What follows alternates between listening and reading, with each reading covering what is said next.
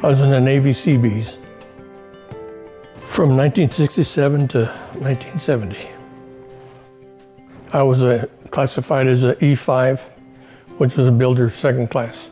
Most of the time I was a carpenter or a builder for the Navy. What inspired me to join the service was the day I got a letter that said, come in for your physical. And it just happened that the Navy recruiter lived right behind us. And I was dumping the trash out that evening, and he was doing the same thing. And I said, hey, Vic, I got something. He said, you must have got a letter today. I said, yes, I did. He said, come see me tomorrow morning. I said, yeah, as soon as you can. I said, I'll be there after 10 o'clock, after my last class. He said, all right, no problem. Went in there, and he said, first thing he said, okay, you got this letter. What do you want to do? I said, well, I'd rather not get drafted into the Army or the Marines. He said, okay, so we can see what you do. He asked me what my college major was, and it was industrial arts. CB right away. So I said, okay. He handed me a brochure. He said, look through it for a couple of days and let me know. A couple of days later, I went in and said, okay, where's the paper that I signed? Well, the Seabees went in there in 1965. And they were engineering roads, doing the plats for them and everything, what they're going to have to do. And which is later when we came in, that's what we did. We ended up making the roads for everything. One of our group things that our battalion did was just north of Da Nang, which was at the Namo area. And the Namo Bridge is over the Namo River, which runs into Da Nang Bay. And they had a group there on the road to hit Fubayan Way. It got blown up constantly. So they went there to repair the culverts and the roads and this and that constantly. We built everything, anywhere from huts for the Marines, actually all over the place. We built revetments for all the airplanes in Da Nang Air Base, and different places we were building airfields. One of the airfields we built was in An Hoa, and matter of fact, Jim Mosier, that used to be the county manager here, county engineer in Safford, after we left, he took over that area as Lieutenant JG for the group there. He said, thank you guys for leaving all the runway matting there. We made a basketball court out of it. We did a lot of humanitarian things when we were there. The doctors went out constantly to the villages, did the shots and everything.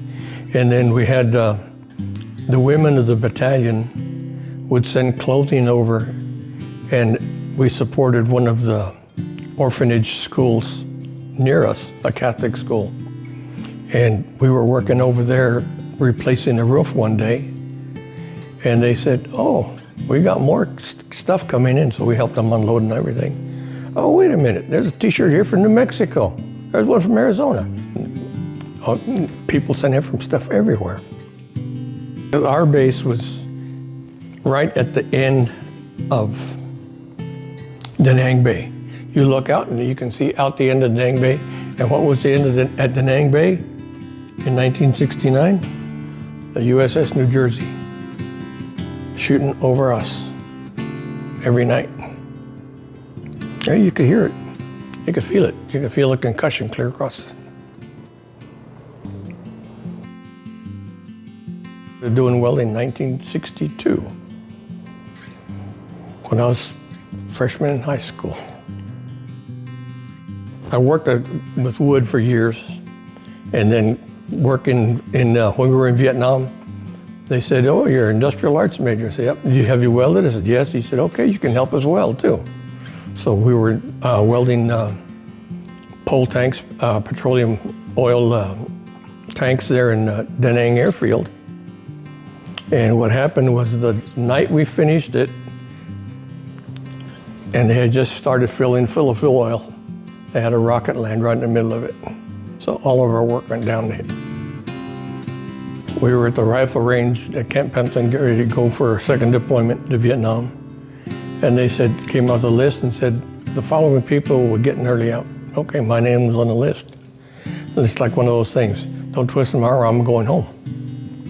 So I said, okay, fine. Got out 6 months early.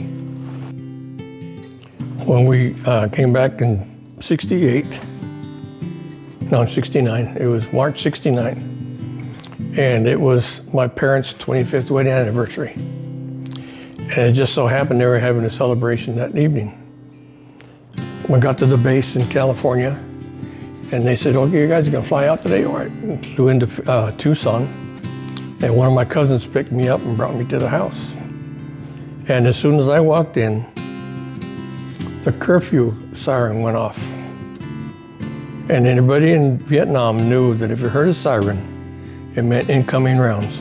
I was headed out that side door looking for a place to hide.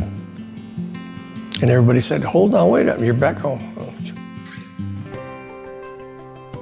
I went back to college right away, and I said, well, college really isn't for me at the time. So I went to work up at the mine in Morenci.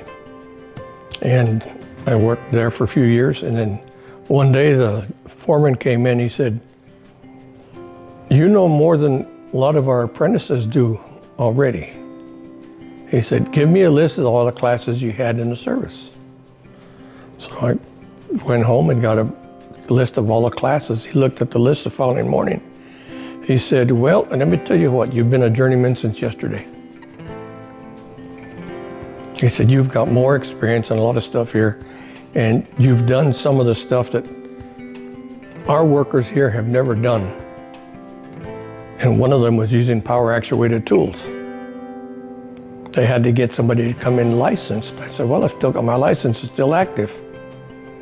So I was teaching a class for it, and as part of my work up there in the mine as a safety coordinator for our shop, it was my thing to do was teach them how to use the power actuated tools.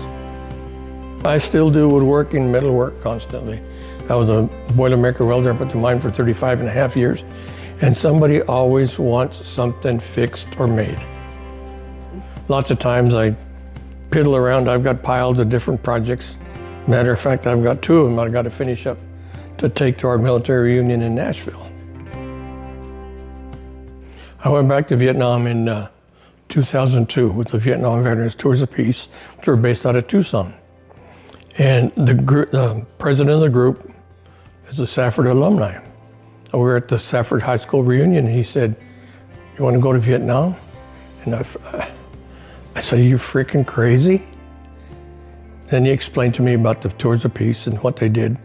And one of the things that they did was go to different villages and support the schools.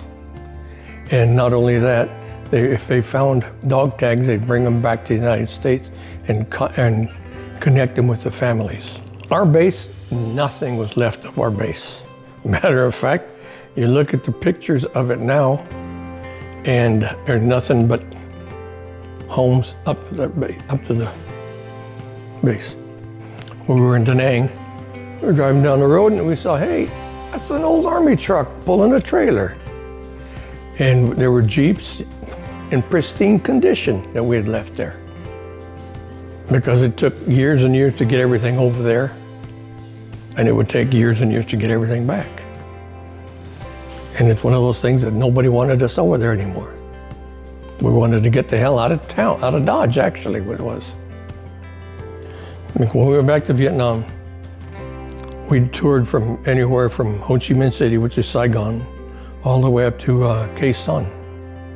And everywhere we went, we'd stop and talk to people and this and that. And after we got back to Da Nang, there was an old gentleman out there in the freshly starched clothes and everything, riding his bicycle. And we'd stopped where the old Freedom Hill base was. They're just outside of Da Nang.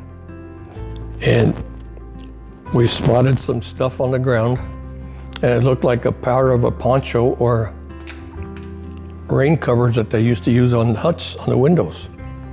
We were digging it up, and the driver handed me a screwdriver.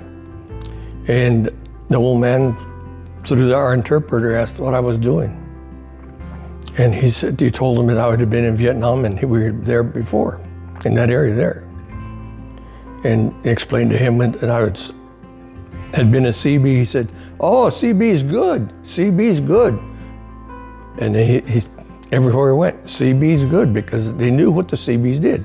They built the roads and everything, and constant. And this old man was telling us, he had been a colonel in the North Vietnamese Army, and he was in charge of a POW camp just north of Da Nang.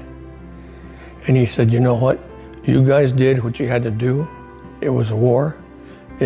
Of course, there were a lot of things you never wanted to do, but it was a political thing. I know that going to the Vietnam Wall and going to DC is one heck of a fantastic trip. We had our military reunion there in 2018. And one of the tours was to the wall. Past family had been in the service. My dad was in the Army, in the fighting 69th, and other members of his family also had been in the service. And so it's one of those things, there's some type of, what would you call, a military obligation by families, and you see that every so often. I've got a granddaughter who just graduated high school last year, and she told me one day, Grandpa, I joined the Navy. So she was already in the service, but she had to wait till she graduated. Okay, and then later she said, you know what, I want to be a machinist mate. I said, fine. I said, there's machinist mates in the Seabees, but I'm going on the submarines. She's stationed on a nuclear sub right now. She enjoys it. In the long run, I feel it was good what I did in the service.